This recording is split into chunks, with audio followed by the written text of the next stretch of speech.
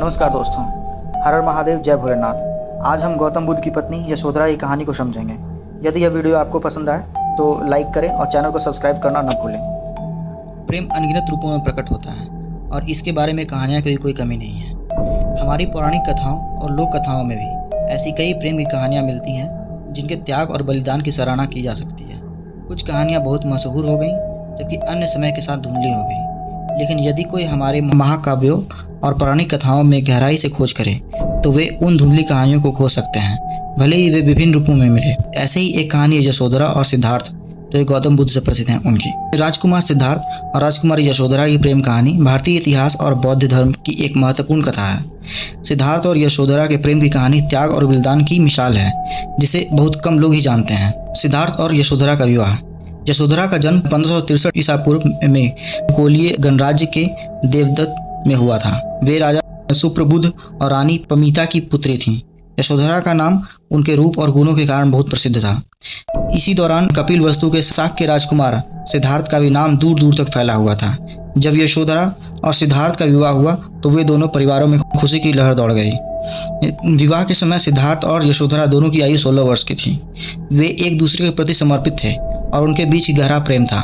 विवाह के बाद यशोधरा और सिद्धार्थ ने एक साथ जीवन की खुशियों और चुनौतियों का सामना किया। सिद्धार्थ का संन्यास और यशोधरा का बलिदान। सिद्धार्थ को संसार के दुखों का एहसास हुआ और उन्होंने संन्यास लेने का निर्णय किया।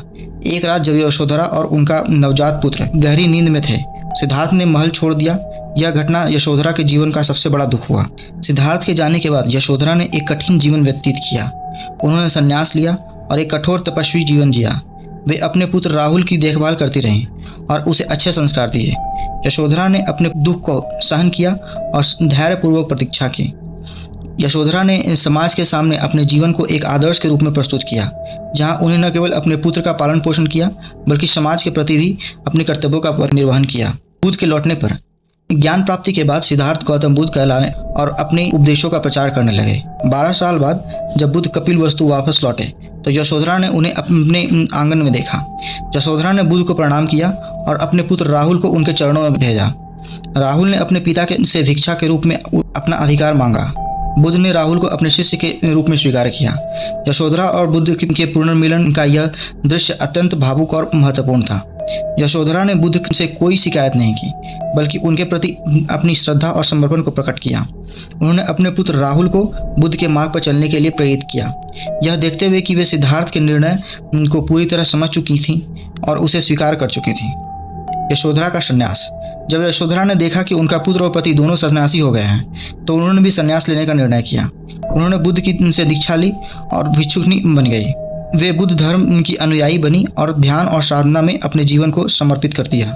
यशोधरा ने अपने जीवन को धर्म और साधना के प्रति समर्पित कर दिया और वे अपने पति की तरह ही बुद्ध धर्म के उपदेशों का पालन करने लगी।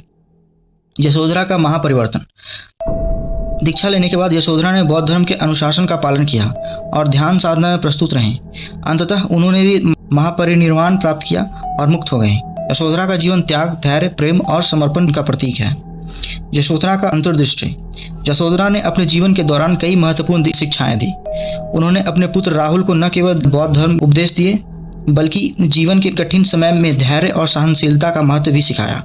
यशोधरा का त्याग और समर्पण हमें यह सिखाता है कि सच्चा प्रेम केवल साथ रहने में ही नहीं होता, बल्कि अपने प्रियजन के लिए त्याग और बलिदान करने में भी होता है। यशोधरा की कहानी त्याग, धैर्य, प्रेम और समर्पण की कहानी है। उन्होंने अपने जीवन में बहुत कष्ट सहन किए, लेकिन कभी भी अपने धर्म और कर्तव्य से विमुख नहीं हुई। उनकी कहानी हमें यह सिखाती है कि सत्य और धर्म के मार्ग पर चलने वाले व्यक्ति को कितनी भी कठिनाइयों का सामना क्यों न करना पड़े, उसे अंततः शांति और मोक्ष की प्राप्ति होती है। यशोधरा और सिद्धार्थ, इनकी प्रेम कहानी प्रेम, बलिदान और निष्ठा का अद्वितीय उदाहरण है।